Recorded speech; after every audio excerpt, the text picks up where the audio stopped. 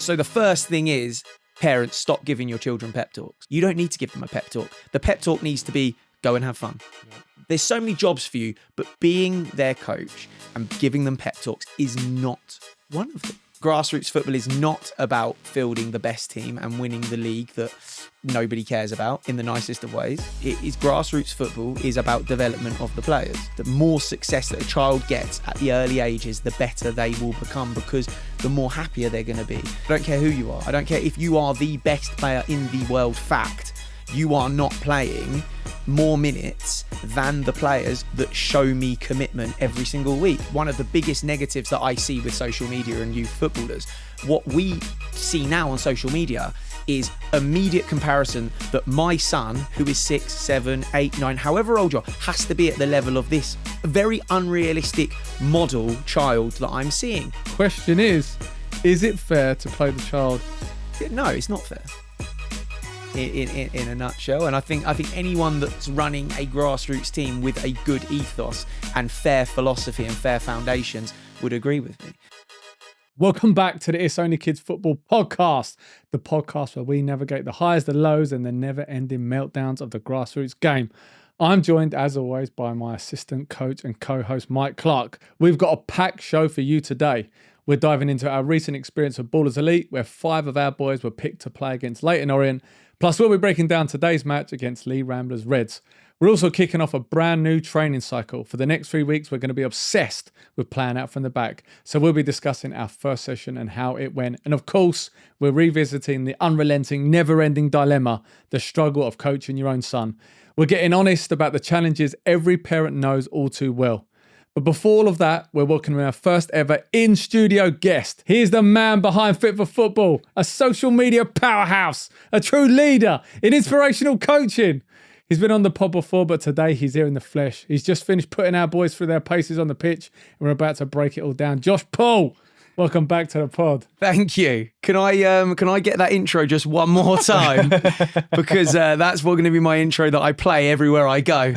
Ben said it from the podcast. Listen. No, I can't. That was a very good take that doesn't normally happen. So we'll take thank you for having me. So Josh, massively appreciate you coming in today. Thank you. Obviously love what you do, see all the stuff you do with grassroots coaching, all the messages and stuff you put out there. And it always looks like you're in complete control. But today, you took on your biggest challenge. Yeah. You coached Leigh Ramblers, a combination of Leigh Ramblers blue and black. What did you think of the boys? Unbelievable. No, unbelievable. Honestly, I said to you guys before we came on as well, after the session, for an under 9 group of players, it wasn't just the ability that they showed on the pitch. It was their listening skills, their how quickly they understood the things I was saying to them. Because playing football is one thing. But when you're dealing with youth footballers, it is also about how quickly they can store and register information for quite complicated drills. And they did that really, really well. They listened. Now, I don't know if they would listen to me again, because there is the whole first session, we're going to listen to the coach thing. And when the second session comes around, sometimes they can not listen so well. But no, really, really good. And I believe they've got 2 great grassroots coaches as well. So, well, I was literally fuming on the sidelines. They were putting their hand up to ask you a question. I mean, that has literally never happened. When they were doing the little warm-up, you had them sort of dribbling around. None of them were making any noises. None of them were hitting each other in the balls. Yeah. None of them were wrestling. None of them were smashing the ball against the ball.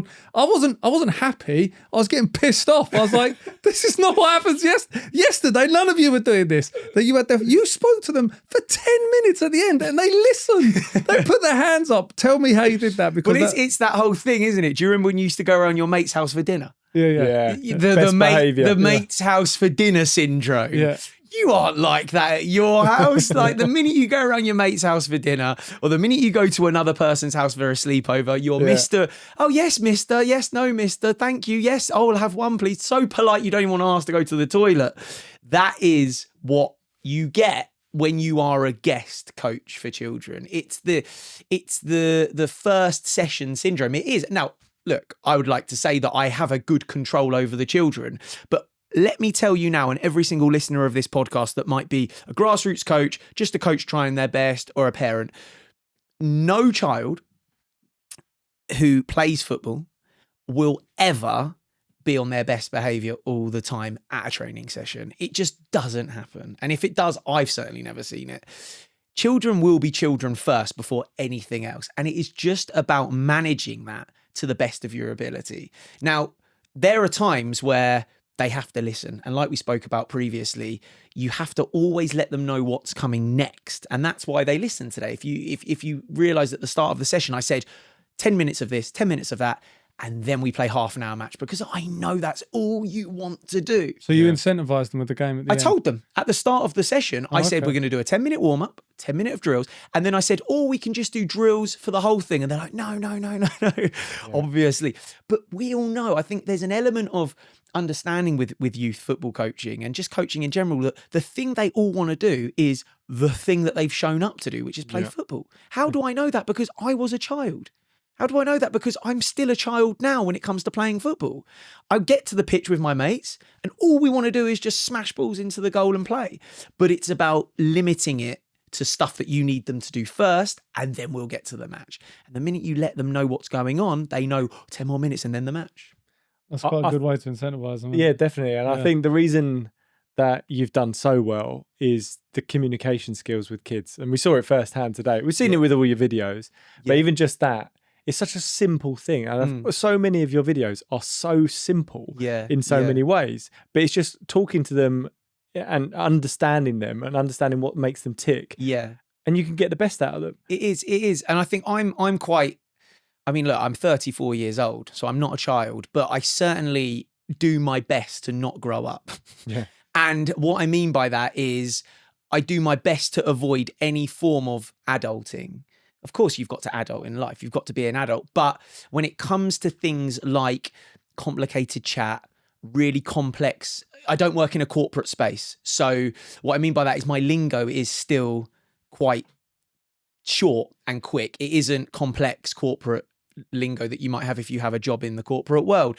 So, and remember, the differences between me and every grassroots coach is I work with children and have done for 7 days a week, 52 weeks a year. So you can't be in that environment for that long and not basically turn into a child. I know more about Roblox, Fortnite, I knew more about Prime energy drinks than any 9-year-old 2 years ago. I knew when the drops were coming. I know now that's something that's quite strange, but that's what I work in. That's what I do. I go to bed at night and I have the ringing in my ear of children being like, Josh, what team am I on? Josh, when can we play a match? And it's so installed in me. Whereas with grassroots coaches, they do that once or twice a week because they have jobs and they have lives, because they're volunteering their time, which is unbelievable. Like, to be a grassroots coach, I've got nothing but respect. But remember that I am always around children. So that whole communication bit that we've just spoken about, it comes from basically being a child still. And what do they want to hear quickly? How do I get to the gold quickly? Because we can all slowly go to the gold, but I can get there probably quicker than most because I've got the buzzwords, I've got the quick things that I know they listen to. And like we said on the last pod, and for anyone that didn't hear it on the last podcast, you always let them know the match is coming, but it's on them to decide when the match comes. We can have a half an hour one. I'm all good with that. But we've got to get this boring stuff done first. A warm-up is boring. Let's stop pretending it's not. How many times did you want to do laps of the pitch when you were growing up? There's no fun in doing the drills. They are necessary, though. But can we get into that match quickly? That's the aim of the game. That is a good plan. And I think that you might, now you've revealed your age, Josh, you might have a few of the mums sliding into your DMs. Feels as if you're going to be in trouble now, mate. But we got lots of questions from the listeners that we're going to hit you with. So our first one is from Ash Yeoman. Ash gives his 6-year-old son simple pre-game pep talks, run hard, listen to the coach, etc. On the pitch, the boy does the opposite, rolling on the floor and losing focus. Is there a way to change this behaviour now through different communication, or is it just standard developmental phase that Ash needs to wait out because his boy is so young? So the first thing is, parents, stop giving your children pep talks. Like, that just is the thing. Like you don't need to give them a pep talk. The pep talk needs to be, go and have fun. Yep. That's where it stops. What a 6-year-old can't register the fact that they need to go, like they can't do a lot. 6-year-olds can't do a lot. So why, when they go and play football, do we think that they can do a lot? You're a 6-year-old. You are literally expected. Your job as a 6-year-old football player is to go onto the pitch, roll around on the floor. If the bib's on properly, you've won, because the bib's usually round the side of their head or it's down by their ankles.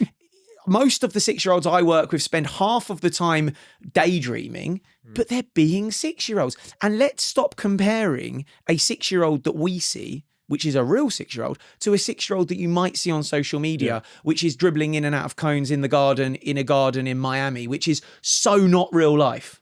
I was basically preparing to make that point. I think the problem is people see like wonder kid 6-year-olds and think that's what my, why is my daughter not doing that?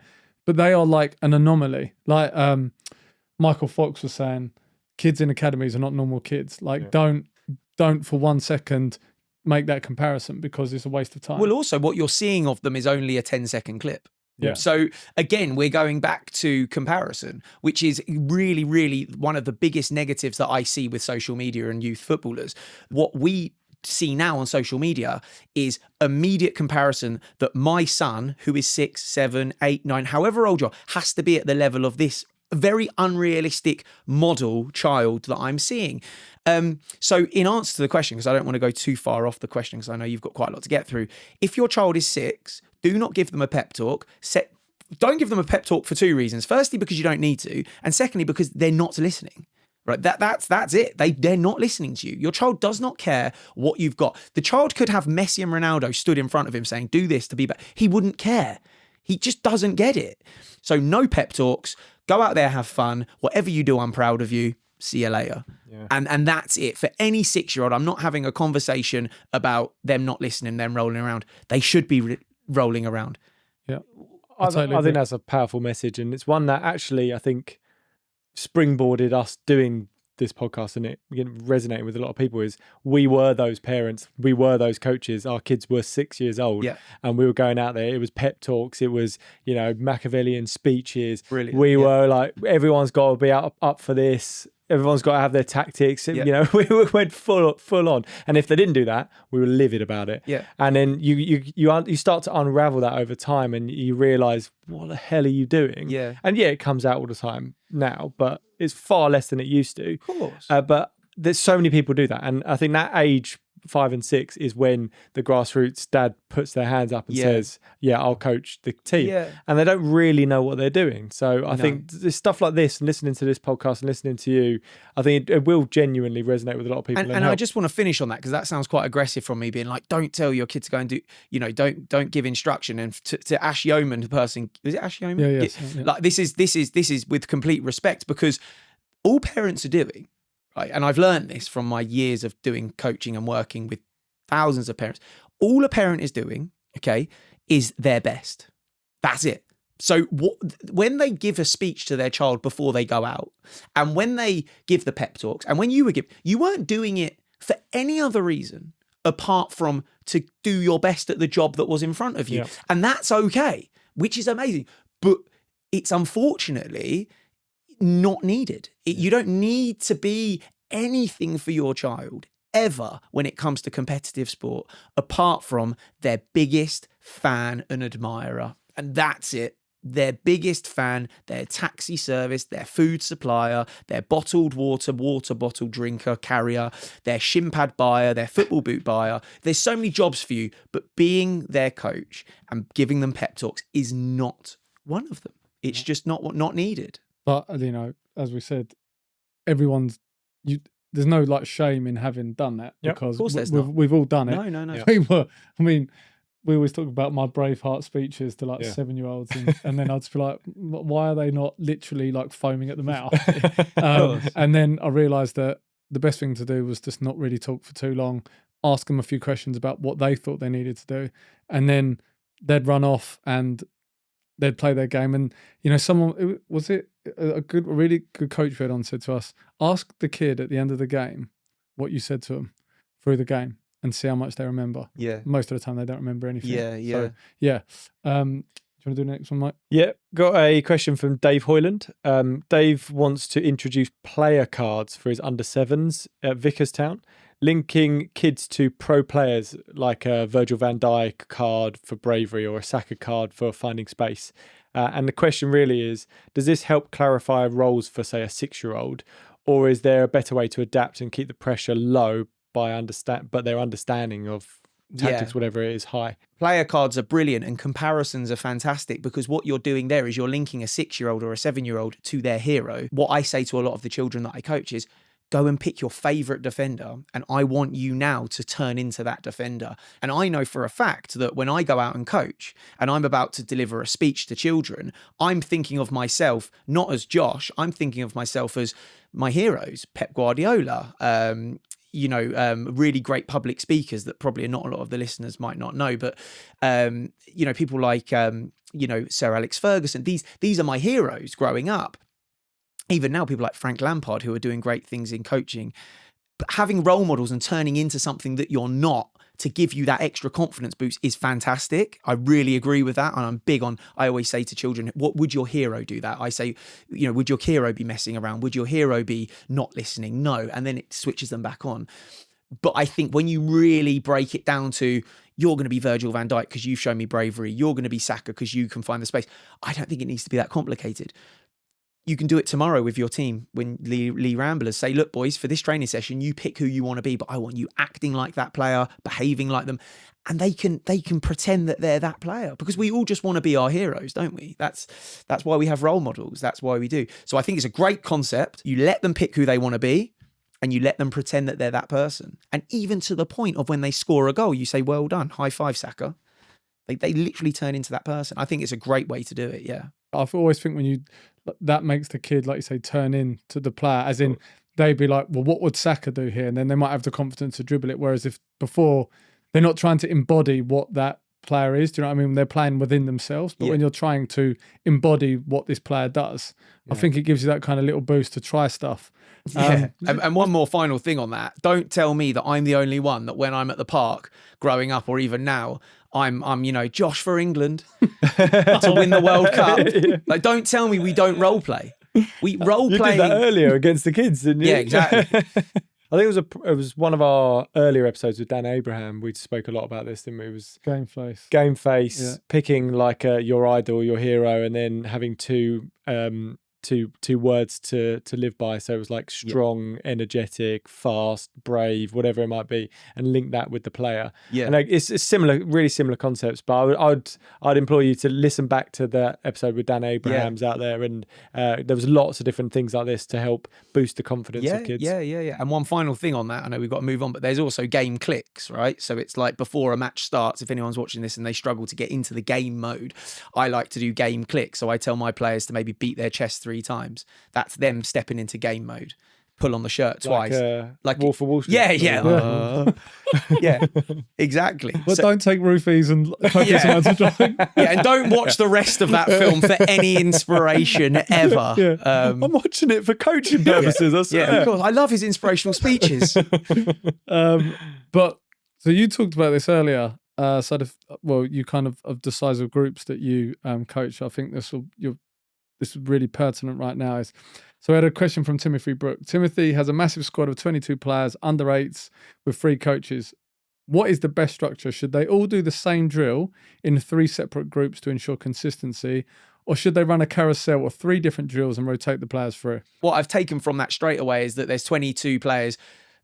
I would presume that there's 3 different ability categories then. Possibly. Right? Yeah, I thought so.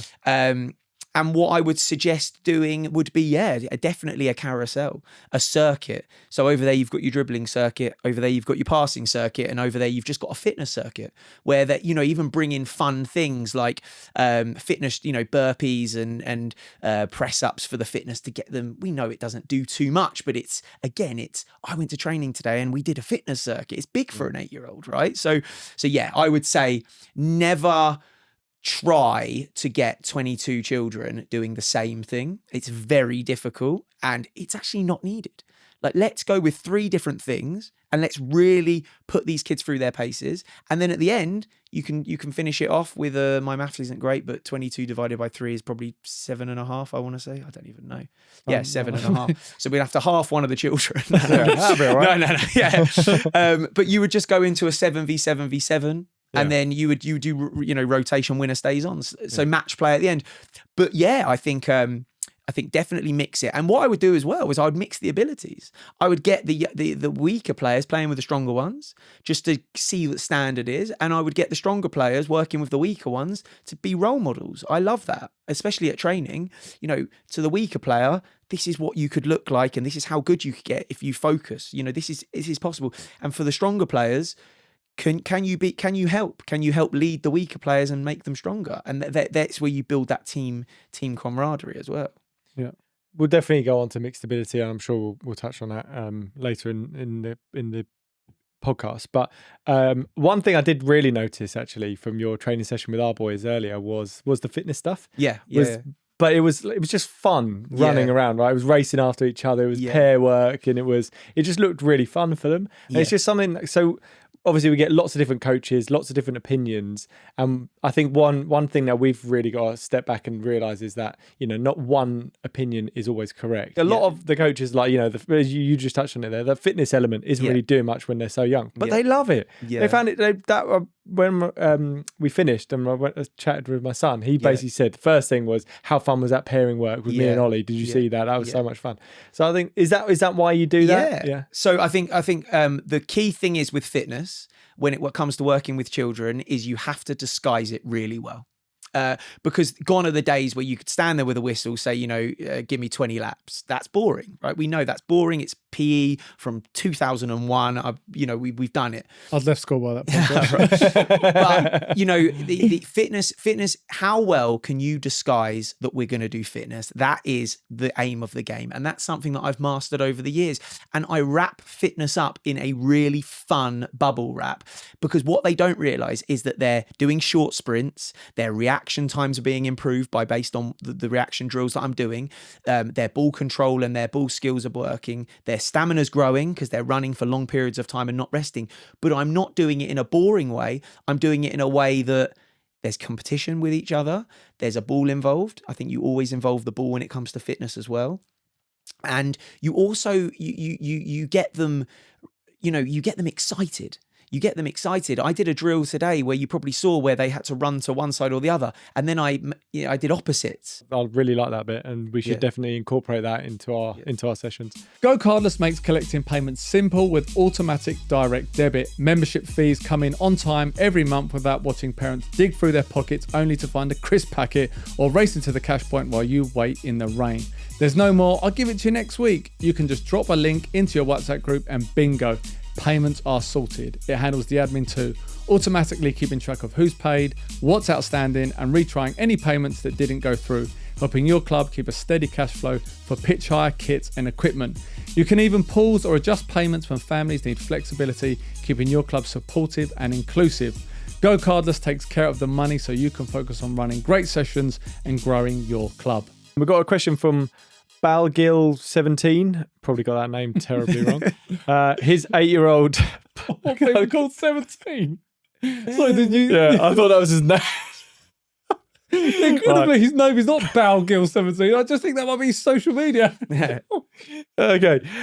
His 8-year-old son, because that is his name, Balgil's son, is top goal scorer for his Grassroots and JPL teams. Mm-hmm. But he suddenly started panicking in front of goal and hitting the keeper every time. So the question, how do you coach a young player out of the finishing funk and rebuild the composure and confidence in front of goal? Repetition of doing the thing that he's not very good at. So anything that you're struggling with in football is a case of reenactment of that thing and getting it right. And that comes through taking action. So if we're going to use goal scoring as a prime example, and I know this is so simple that it's like, Josh, I can't believe you're even answering it like this, but it is so simple that that's how I'm going to answer it. You are going for a vein of form where you're not scoring. That's okay. That happens with lots of strikers. So my advice is to reenact the moments in front of goal at the local field or in the garden if your garden's big enough. And it is as simple as playing a through ball and getting him to hit the corner of the goal. Playing a ball across the face of goal, getting him to hit the corner of the goal. Ball in the air, you've got to bring it under, hit the corner of the goal.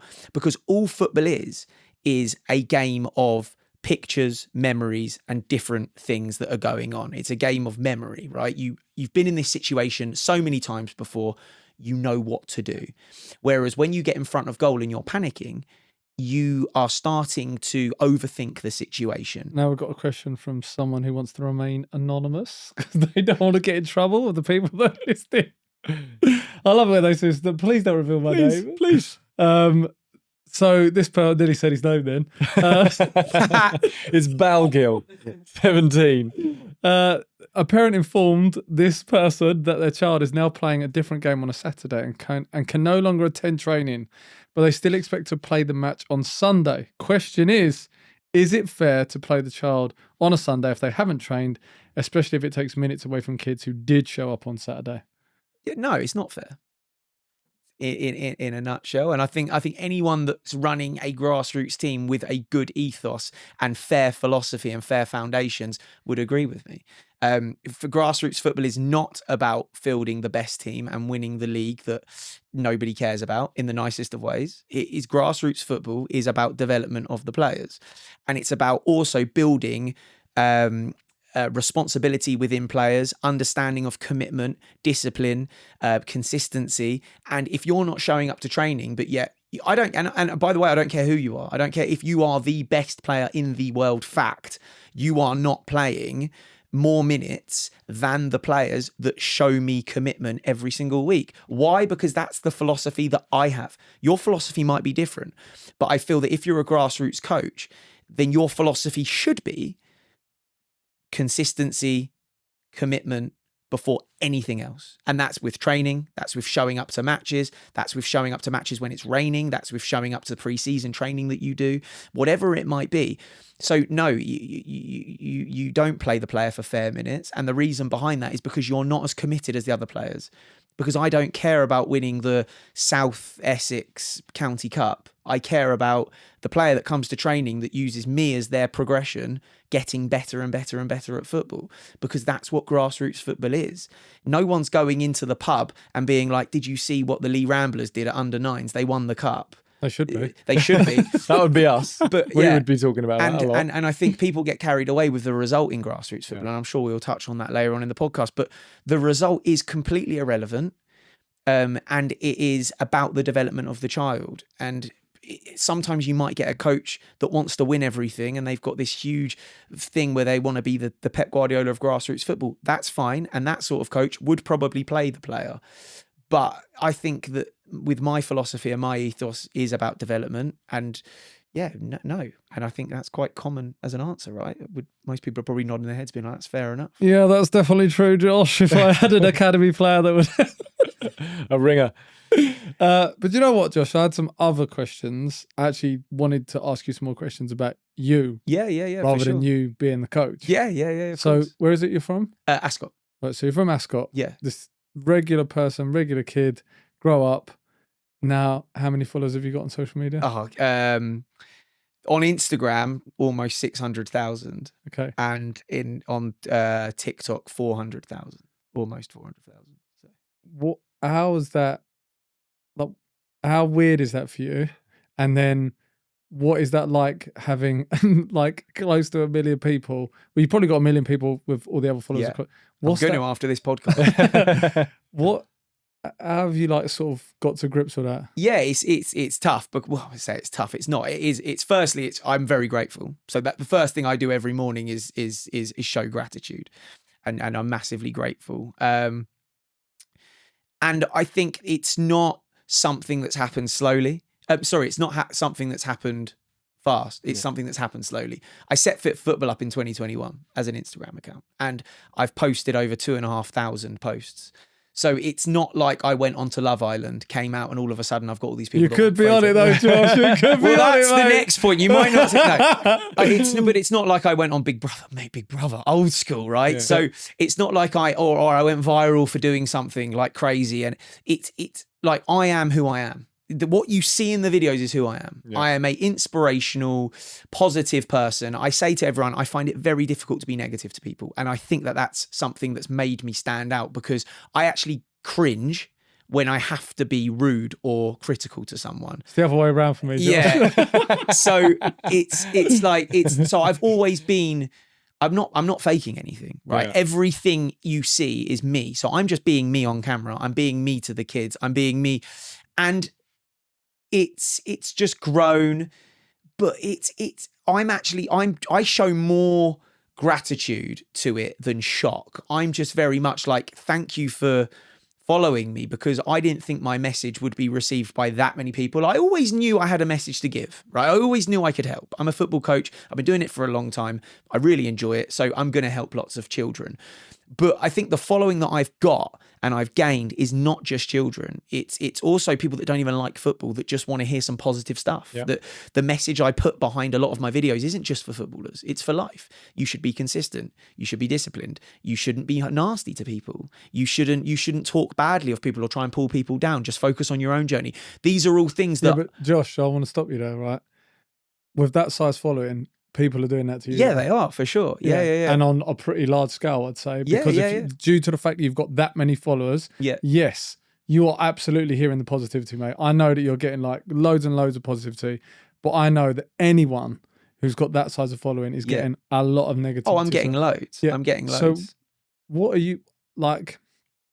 I just think that must be proper hard to deal with. It is, but this is my view on it. Okay, so the trolls and the people that are negative on social media, what I will always say is this: you win, right? And I know that's crazy. People are like, why are you saying they win? They do, because let me tell you why they win. When I read a negative message that is personal, that isn't critical, because there's a difference between critical and negative.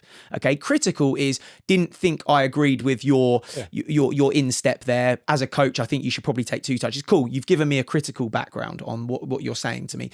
When you're just being negative, you're saying, this guy's an idiot. He loves the sound of his own voice. Worst coach I've ever seen in my life. Fact. All of this negative stuff, right? They win. Why do they win? Because that actually upsets me, right? I'm not ever going to pretend I'm not upset by it. Of course I am. It's upsetting to hear.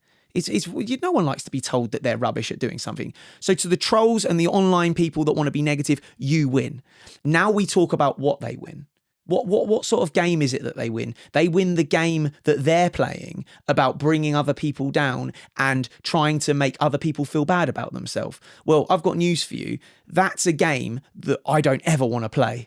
And that's a game that actually makes me feel sick thinking about playing, because I can think of nothing worse than dragging someone down that's trying to work hard on themselves and better themselves. So you can win that game all you want, and you can be who you are. And that's how I've learned to deal with negativity online, because I get it. I get it a lot. And I get it a lot from people that actually work in the same industry as me. They are actual coaches, and I can't believe it. I'm staggered by the fact that they would say something like that.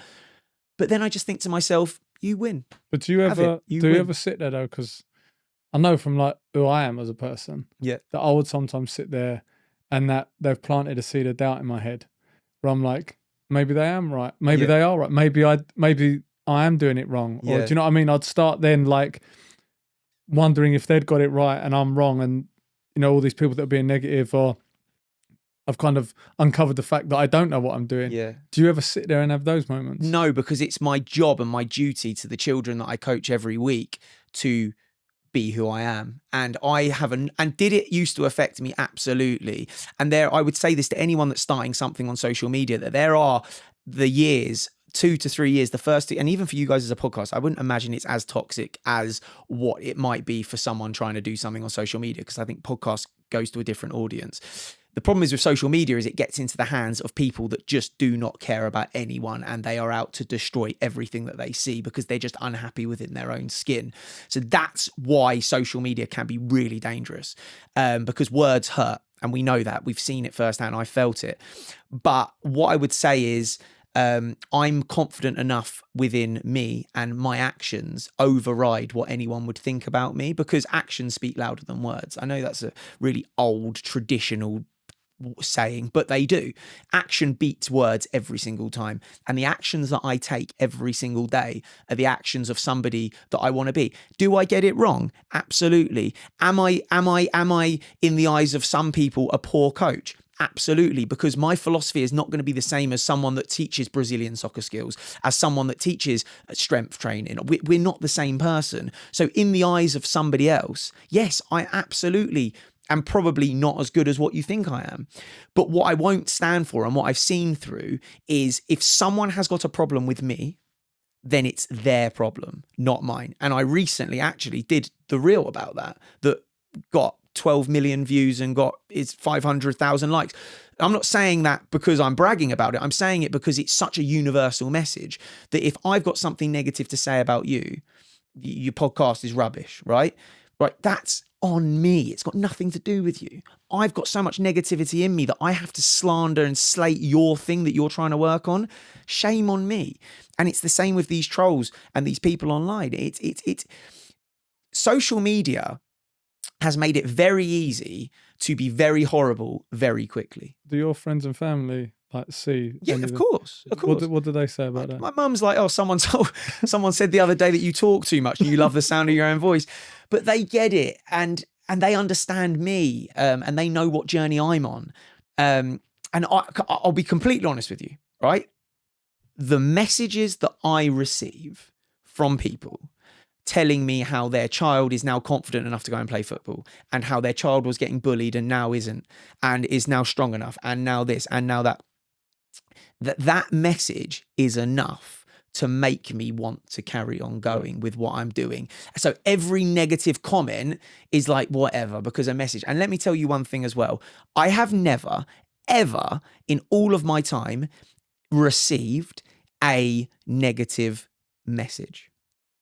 Okay, it's never in my DM. It's never in my DM. It's always in the comment section. And you know then that there's an ulterior motive. Of course there is. They want the likes. They want. Exactly. Why would I go out and do something really difficult, pay for a videographer, put myself out there for the world to slaughter when I could just comment on this guy doing it and get that little dopamine kick of a few other negative people liking me? Yeah. Why? And I can do all of this from the comfort of my own home for free whilst watching EastEnders and being negative. But it's funny you mention this because this is something that I wanted to speak about today and I wanted people to hear about is that we are now starting to stop shining a light because for a very long time, the bully and the troll has had all of the light shone on them. So it's always been about bullies, trolls, think before you post, stop the hate, no need to be negative. All the advertising campaigns about bullying is always around stop hate, stop negativity. When really and truly, the light now needs to be shone on the victim. The person that might be experiencing bullying, that might be experiencing the hate. Rather than going around telling all the bullies and the trolls, can you stop being nasty to everyone and just try and be nicer and make social media a better place? It's our duty now to protect the people that are getting the hate. And the way we protect them is by getting them to completely and utterly understand that they are not the problem. Them posting a selfie of them having fun is not the problem. It's the people that think it's okay to comment on that. They're the negative, horrible ones. They're the ones that have problems. They're the ones that are ugly. Okay, not you. You don't have to worry about anything. You're just living your life being happy. Because I am seeing it so much now and it's getting out of control. So we have to protect now the people that use social media for good, because otherwise what we'll start to find is the people that are using it for the negative side of it and that want to pull people down will cause damage.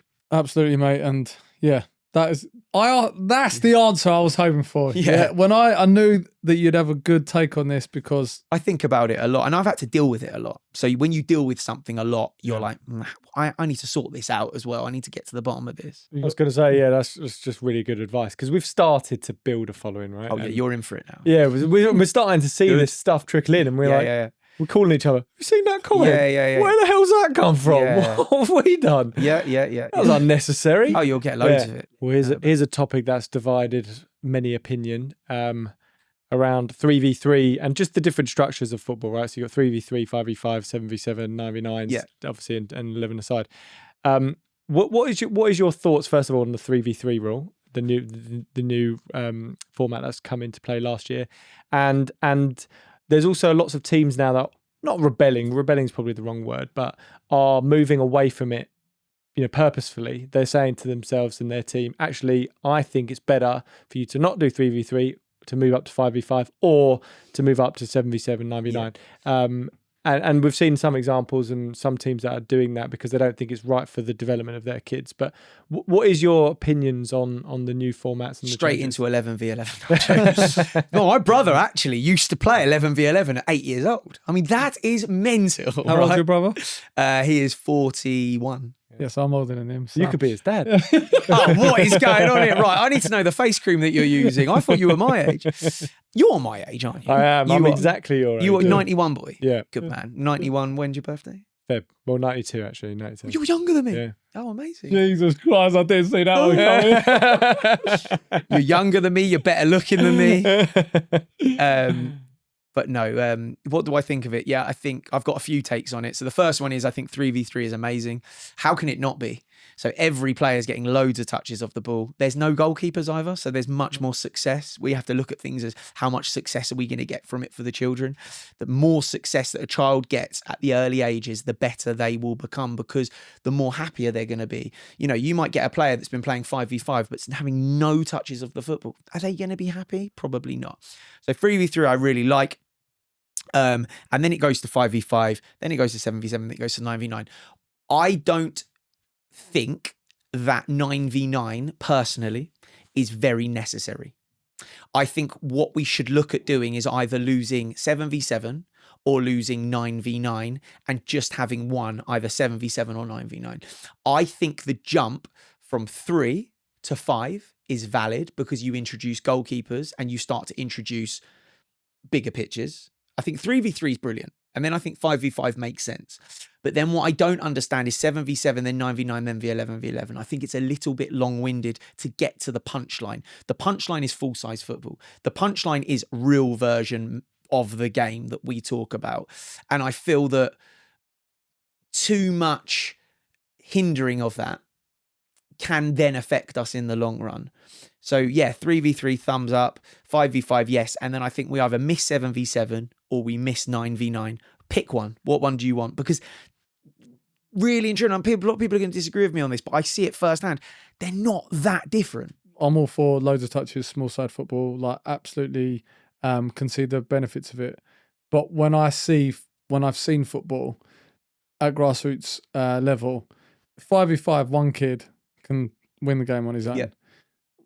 I've seen my son, he's 5, Charlie, he's training 3v3. If there's one kid that stands out, he doesn't pass to the other. He's only got to beat 2 and score. Yeah. So I can see it working, but you can't have, in my opinion, you can't really have mixed ability squads. No, but in argument to that, I see a lot of 3v3 stuff because I do a lot of small-sided groups. So I get a lot of groups in that are 6 players. I see it a lot. So I see 3v3 probably more than most. And what you make a fair point, and I've got a child in my head that I'm thinking of that does that.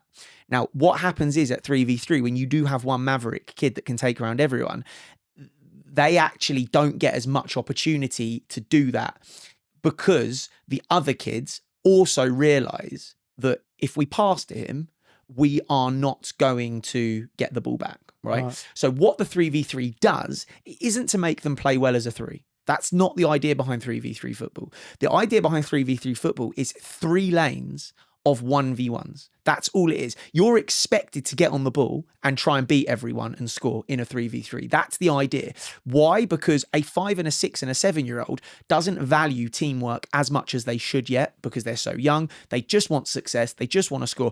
And what the 3v3 does is it allows the 2 weaker players, if there is one maverick, they can get their go as well. Because the ball's eventually going to get to them. They're going to start with it from kickoff, or they're going to get it from a kick on or a dribble on, and they're going to try and beat players in a 1v1. 3v3 is built for each of the 3 to try and beat one of the other 3 in a 1v1. It's just 1v1. Like I say, think of it as 3 lanes of 1v1. So yes, the maverick kid, the really special one, will be doing it. But what you'll also get is young kid that is low on confidence, trying to beat a player in a 1v1, failing a lot. But we all know that through failure, you're eventually going to get success. So the 3v3 thing, I think, is when you look at it like you look at it, I agree. It's terrible. It's what we've just got. You've got less players. There's more chance for the one kid to be special. But the other side of it is less players, less chances for that really special kid to get on the ball, more chance for the other two to fail. And they're going to be failing in a good way. Well, I like that. I like that take. Now, I'm pretty sure there isn't anyone who doesn't know you are certainly on this podcast. But if someone is listening and they don't follow you, where can they follow you and find out more about what you do? So I'm on social media. It's at fit_4_football. That's us on TikTok and Instagram. And on YouTube, it's at Fit for Football World. So Fit Football World on YouTube. And my number is 07. That's for the mums. Yeah. P.O. Box. No, yeah, that's Please me. send all the selfies to me. And I just want to say one final thing while I'm on the podcast of how brilliant you two are. And I know we've said it before and I'm not just saying it, but when you first interviewed me and we did this podcast almost a year ago now in June, I think it was, I said, I can see you boys in a studio. I can see it going bigger. I can see you doing more. So I just want to wish you all the success with it because you will go as big with this as you want. Do you want to go for a drink later, Joe? Thank you for He's mine. Yeah. Right? Well, listen, we massively appreciate it, mate. We do not know how to react to positivity because we're just horrible to each other. Well, you know how to react to negativity. You panic. Don't panic when you get the negative comments. They're fine. I appreciate it, mate. Thank you ever so much for coming in. Thank you for coaching our boys, though. They absolutely loved it and appreciate it, mate. Thank you very much, guys. Cheers. Quick one for the coaches and volunteers listening. If you're sorting kits for a grassroots team, you'll know the pain. It's never as simple as it should be. That's exactly why Discount Football Kits exists. They supply quality football kits at prices that actually work for grassroots clubs. No nonsense, no hard sell, just reliable teamwear that turns up on time and looks the part on match day. From full team kits to training wear for growing squads, everything's built to make your life easier. If you're tired of overpaying or overthinking kits, head to discountfootballkits.com and get your team sorted today. Right, let's get back to business. Mini People's Puskas. The Mini People's Puskas. This is fucked up again. The Mini People's Puskas. Even when you say it right, it sounds wrong. So yes, it's over. It's finished. It is. But I think it massively exceeded our expectations in terms of how crazy it went. Certainly, well, when we got into like the sort of rounds of voting and stuff, it absolutely blew up. I loved it. And the reason I loved it, there's always a lot of even our conversations around the sort of negativity of like grassroots football, but this is like pure enjoyment, love, like voting, like celebrating kids scoring amazing goals, and really enjoyed it. And then we got down to the final four: Jesse Wheeler, Rushmore Spartans, Maisie Donovan, Crayford Arrows, Teddy P, Buckhurst Hill Royals, and Albie Hibbert Moneyfields FC. How much did you enjoy the process and seeing all the comments and engagement from people? Oh, man, it was amazing. I feel like that was our viral moment, the final there. I mean, we did so many different rounds of voting. We didn't know the best way, so we just basically followed VO's approach of the voting rounds, and I think it worked really, really well. But it was a slog for everyone. It was a slog for us. It was a slog for the parents involved. It was a slog for the teams and the communities involved. But I think what you were talking about, just the positivity, it was overwhelmingly positive. And we basically just these, especially the four that were in the final, they turned into mini superstars, didn't they? I mean, they had thousands of votes, literally thousands of votes, thousands of comments, engagements. We were blown away by it, and I think we will certainly be doing it again.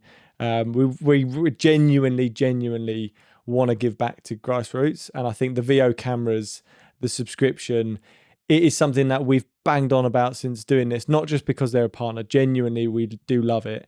I'm looking for a camera, but I'm such a rookie. I don't know where to look anyway.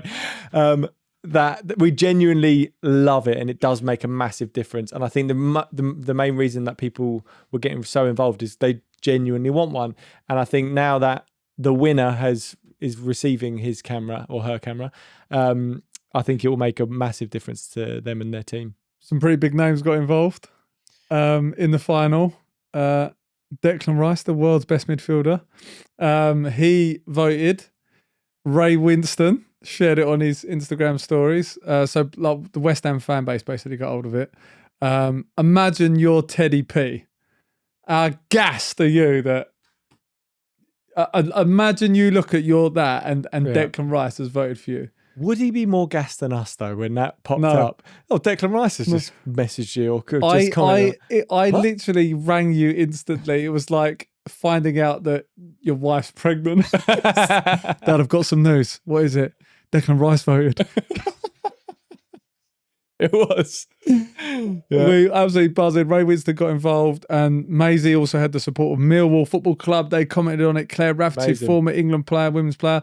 She had a lot of the women's football community behind her. Millwall and Bromley players voting for her. I just love that the kids got that moment. They're kind of like time in the limelight for the goal that they scored for their moment. Teddy P's team are going to have a VO camera 3, year-long subscription, more bangers to come in the future. A little bit about Teddy. We want to share about the winner. So he has a strong football background. He's got an older brother playing professionally. He has shown exceptional natural ability from a very young age, even standing out as one of the most developed players at under 6 level. He previously spent time in West Ham's academy and has built up a catalogue of impressive long-range goals. And the feature clip almost surprising both coaches due to how far out it was taken. They were about to moan at him I love that. for shooting. The club managed to create a bunch of mum monsters. He left no stone unturned in canvassing votes. And what began as a bit of fun has since become a mini obsession with huge support behind him as voting gained momentum. They also shared their congratulations to Maisie for an incredible battle throughout, as well as the other 2 boys involved, from whom scored both absolute worldy goals. Loved it. Absolutely loved it. Amazing. Mum monsters. Yeah, sure. Incredible. You could just picture it. And what I loved about the competition actually the most in the final was it was neck and neck. We didn't know what to do. Talking about next. Hold on. Where is it? Yeah, talking about next. So talking about next, we received an inquiry from one of the most exceptional roofing companies in all of Essex. Jack Tilley messaged in. What is there?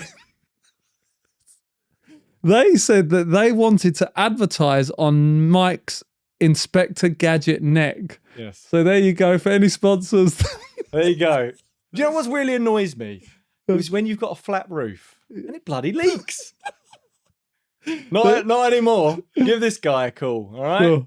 And if you want to advertise on this neck, however big or long your name of your company, we can fit it on, no problem. Reach out, we'll get your name on there.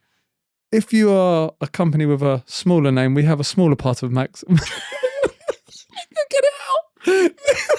Yeah, On Mike's Anatomy. That's there. YouTube. That is YouTube. That's a different service. Mike's Anatomy, where you can advertise, but a post-it note will do. Also, want to give a shout out to Jamie Harris Coaching. Jamie is son of Neil Harris, Man United coach, 21 years in the Man United Academy. Jamie's on the up. We love Jamie. He did a podcast with us, with his dad, Neil. He's on the rise at Jamie Harris Coaching, especially if you're in the Manchester Northwest area. Get Jamie in. He'll do a stand-up job of coaching your players. He's working with everything from grassroots to pro players, academy players. Yeah, so go and follow Jamie on social at Jamie Harris Coaching. And if you are in the Northwest area, give him a buzz. He can't play football tennis, though. Terrible football tennis player. We should run that clip. And we will run that clip now for anyone watching of Mike's footballing ability.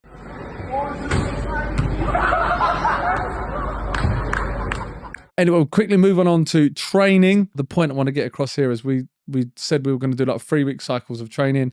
We moved on to a new 3-week cycle. This is now full session, plan out from the back, building attacks from the defensive half, a session from Paul Barry. 3 drills in this. And I really kind of wanted to get into plan out from the back with all the stuff that we spoke about Michael Fox with, the retreat rule. I just felt that we actually needed to really improve our plan out from the back strategy and the way we play and thought about that. So from the Football DNA app, got this session from Paul Barry. I absolutely loved it. And when I looked the session up, I was buzzing about doing it because I watched the sessions. I was like, yeah, this is really good. The first session was like kind of like a zigzag setup, angled passing and receiving, where the boys receive it on the back foot. Won't go into too much detail, like playing, following their pass, bit of combination play. I love that drill. I thought it was really good. It's so simple. The kids love it. It gets them moving. It involves every single one. You can, slow it down or speed it up based on your ability. And every single one of them loved it. But especially for our team, the way that we play, they are good passers of the ball. They move up the pitch super quick. This was perfect. It's literally our perfect drill. There was one person who didn't quite get the drill. Apart from me. But yes, there was another one. My son Alfie. And this was definitely another one of the thing is I'm feeling much more positive today because we won. We went Arsenal after against Sunderland. We had a great time. But I genuinely cannot strip, like, I hammered him in the car. Absolutely hammered him. And it's not because he was doing it badly or whatever. It was like I was so annoyed at not listening.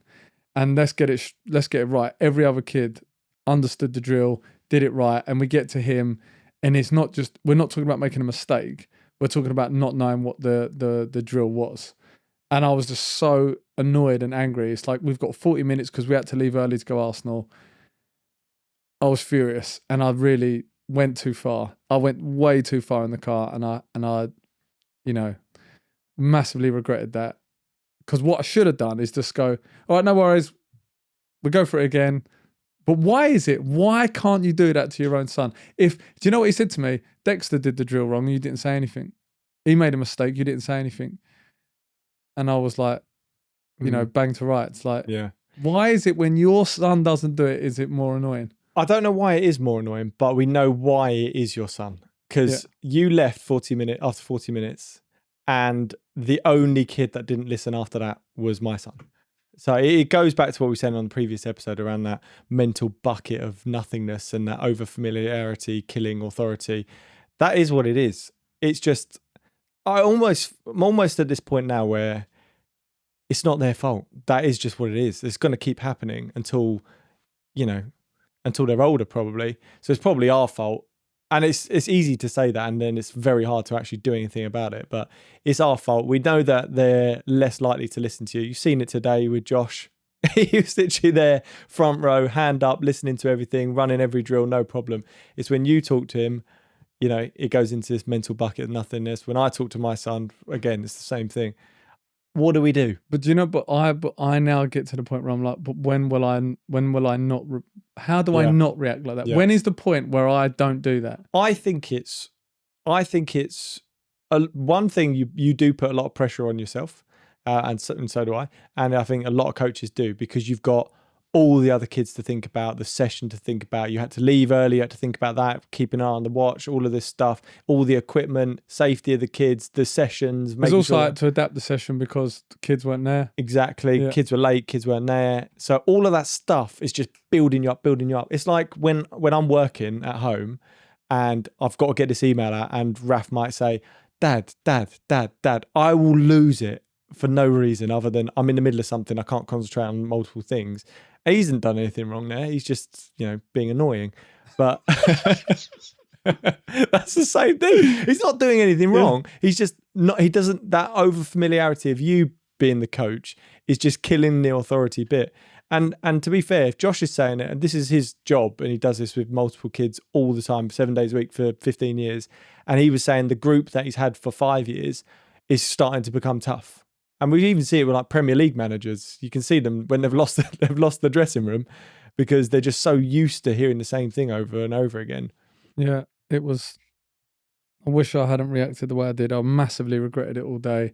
It was like setting the trip up to Arsenal terribly, because I've absolutely sort of laid into him, and I just don't know why. I want someone to explain to me, why does that make me so angry? Yeah. Why do I react like that? What and how do I stop myself?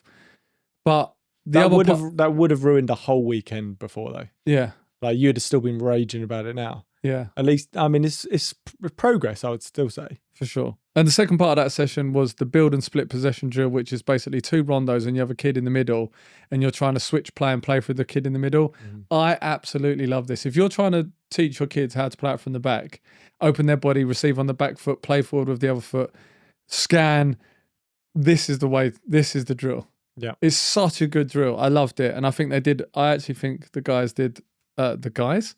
You want to Hey, go out guys. to the pub with them, don't you? So desperate. I think that the boys did really good. I thought it was a Yeah. great session. Really enjoyed it. Quick break. Before we dive back into the episode, we want to take a moment to help you level up your coaching game with the help of Football DNA, the ultimate coaching platform that's been a game changer for us. What do we love about it? It's super easy to use, saves us loads of time, and best of all, it doesn't just show you how to set up a practice, it teaches you how to coach it properly. And that's the key. The sessions are put together by top level coaches. We're talking first team staff at clubs like Celtic, Crystal Palace, and West Ham. Proper pedigree. You get videos, diagrams, full explanations, downloadable PDFs, and if you need it, a full 36-week training plan tailored to the age group you are coaching. Our lads have loved the sessions. It's made our lives easier, improved our coaching, and taught us loads. Now we genuinely look forward to training and developing our players. Check it out at footballdna.co.uk. That's footballdna.co.uk, or you can download the app. Just search Football DNA. Trust us now, and you'll thank us later. Now, we missed the week before. Can't talk about what happened. If I speak, I'm in big trouble. That's the Jose Mourinho. Why we missed the game? Yeah, that's the Jose Mourinho meme for anyone who's interested. But I can't really talk about what happened. But our game got called off. I want to speak, but I can't. But anyway, we played Leyton Orient. Well, when I say we, so 5 of our boys got invited to play for Ballers against Leyton Orient. Quite Ballers Elite. Ballers Elite, quite different for us in the sense that there was a collective of them rather than like 1 or 2 going. Yeah. I want to caveat everything I'm saying by we played the pre-academy, so a younger age group, and there was probably 1 or 2 out there for Leyton Orient that might have been even younger. Like there was that one really little kid who was unbelievable. Yeah. But he, size-wise, was kind of a bit of a struggle for him. And I know the aim of these games is not to win in its development and whatever, but I think we won 3 of the 4 games that we played. When I say we, Ballers Elite, we had Parker, Dexter, Alfie, Raf, and Fred there, and it was 6 aside. So all the outfield players quite often, and the difference in terms of game understanding, finding each other, I think all of the boys played really well. It was a fun experience. I think the only kind of real talking point, other than the fact that the boys did brilliantly and I'm massively proud of them, was one, the experience of watching it as a spectator rather than a coach. Yeah, was quite fun. The responsibility of performance is not upon you, and it was quite nice. And I know that, you know, I'm not going to shout out or anything, and just watching it was fun. I thought the boys did well. I actually got to sort of enjoy the performance. I think the more sort of the bit for us to discuss was you, because like Raf's was initially playing on the left. Yeah. The difference between Raf playing on the left and then Raf playing at the back. Yeah. So I think it was 3 of the games, wasn't it? 3 of the games out on the left, and he was fine, but he just really didn't get involved too much because he wasn't making the runs forward because he's not that type of player. He's not, you know, he's not super quick and powerful, and he can drive with the ball. And you know, he would kind of drift. I don't even know where he was. Just wasn't getting involved in the game. And then then they moved him to the back for the last game. He was brilliant, absolutely brilliant. Couldn't fault him at all. And that point around, you know, not talking on the sidelines, we've struggled with that with these games because I have certainly with Raf, because when he goes missing in these games, it's so hard. All you want to say is, you don't want to critique them. You just want to be like, come on, mate, or keep going, don't give up, stuff like that, words of encouragement.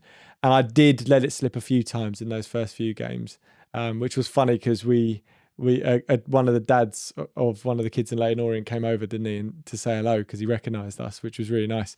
But I don't think he recognised me. I had a hat on, my hood up or something. It was raining. And when I thought you were called Jack, didn't he? No, I think he thought I was Mark then. It's either Mark or Jack. That's usually what happens.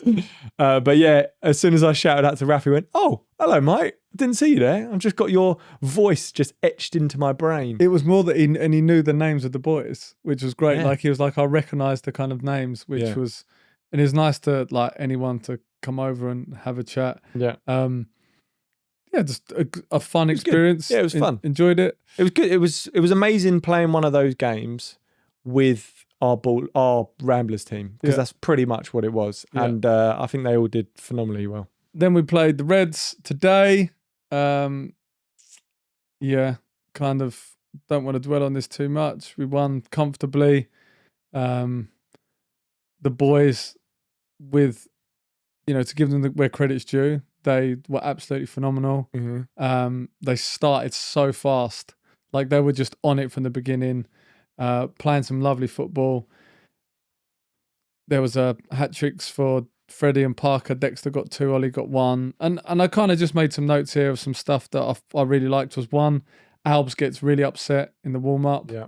I don't know what happened. Was it that he was conceded a few goals or something like that? No, I think it was Ollie'd like taking it around him. Oh, okay. And you know what Ollie's like? He was like, Yeah. something like that. But he usually wouldn't he be would fazed sort of by treat that. that as a bit of fun, I don't know yeah. what happened, but it just knocked him for some reason. But I mean, that can happen, right? And then I went in goal and Ollie did the same thing to me and literally rinsed past me, did the same thing. And I was like, oh, I'm a bit upset now as well. But yeah, he got knocked a little bit confidence-wise, but Dexter, straight El over to him. Capitano. Straight. This is an 8 or 9-year-old boy. Straight over to him. Don't worry, mate. You're part of this team.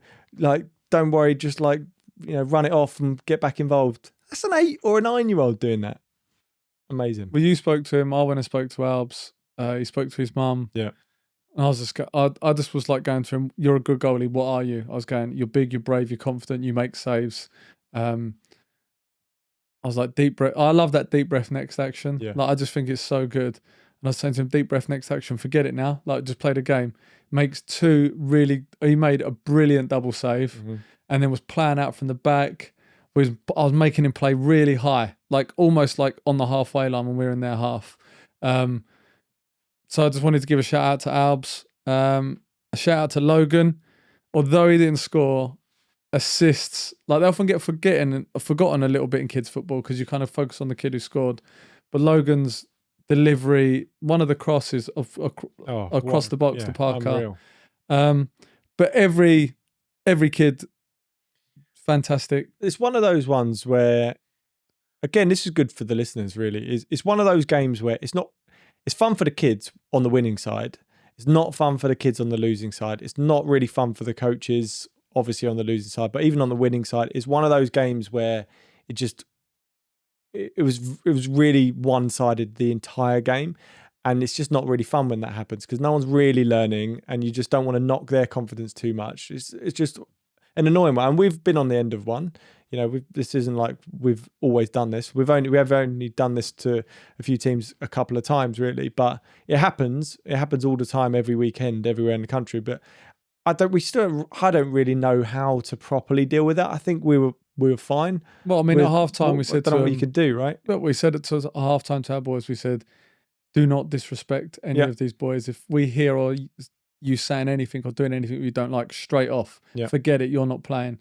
So show them respect. Try to keep passing the ball. I mean, what else can you do? The boys were great. I think the only other person I really sort of wanted to shout out was Dexter, who controlled two or three off his chest, which would have literally punctured the lung of any other kid in our team. They would have folded in half. I genuinely think that's like Alfie would have left on a stretcher. Like, he'd be on a gurney, like boop, boop. Yeah. But Dexter's like, just like his chest control. And then he scores this mental goal. I don't even know what the skill was, where he sort of dragged it and flicked it with the other foot and then belted it in the top of the net. Top of the net. Top of the net. Banged it in the top of the net. Bloody go soccer.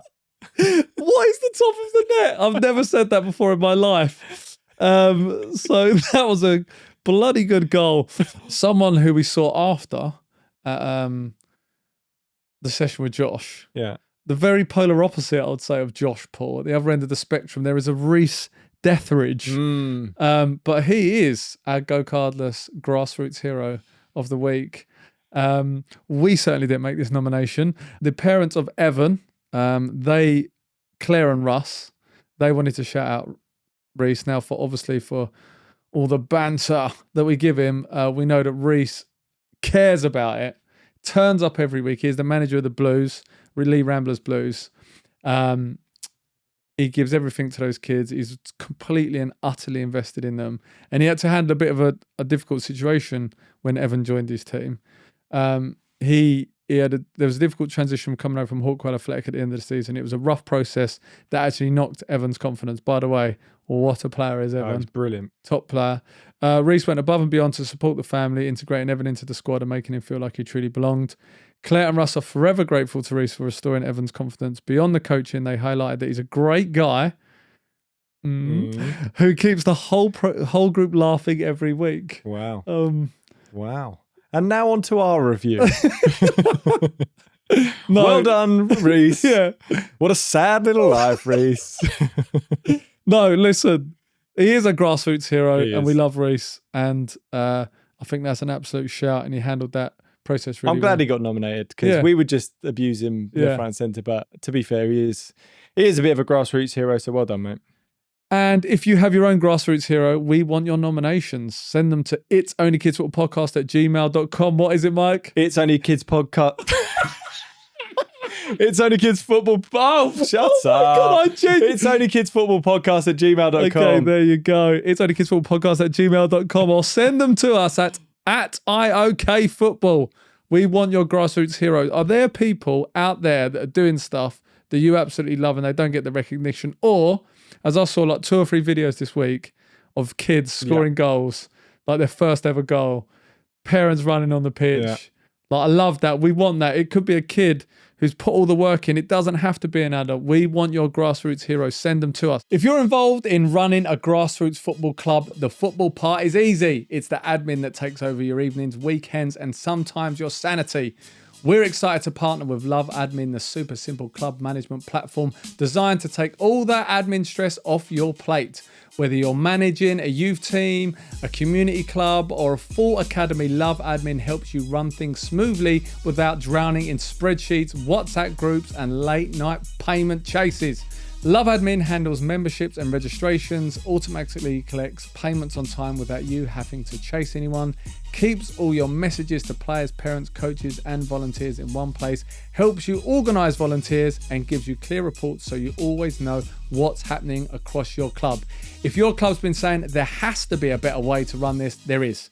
It's Love Admin. Some other grassroots heroes are the people that message us and send in their comments, because they are out there coaching and we're really appreciative that they listen to the pod and give up the time to message us to sort of let us know how they're getting on. So our first one is to Jake Bremner. Jake provided a heartwarming update on his team's progress after being thrashed 15-0 by a specific opponent earlier this season. They narrowly lost the rematch 7-6. He noted that his team finished a stronger side and expressed how proud he was of the kids' development.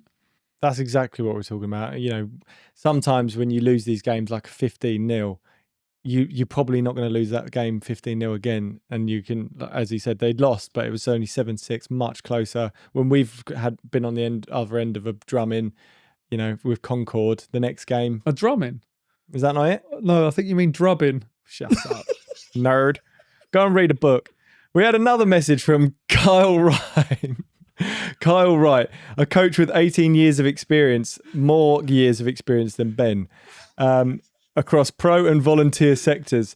He found the pod on Instagram, and while he doesn't agree with every take, mainly your takes, he praised the mind-blowing, simple ideas as a resource he's now actively sharing with other coaches. So I really appreciate that, Carl. We don't expect everyone to agree with every one of the points we make. We don't agree with most of them either, so fair enough, and thank you for your message. So Dan Perkins he sent in a voice note. We're going to listen to that voice note now.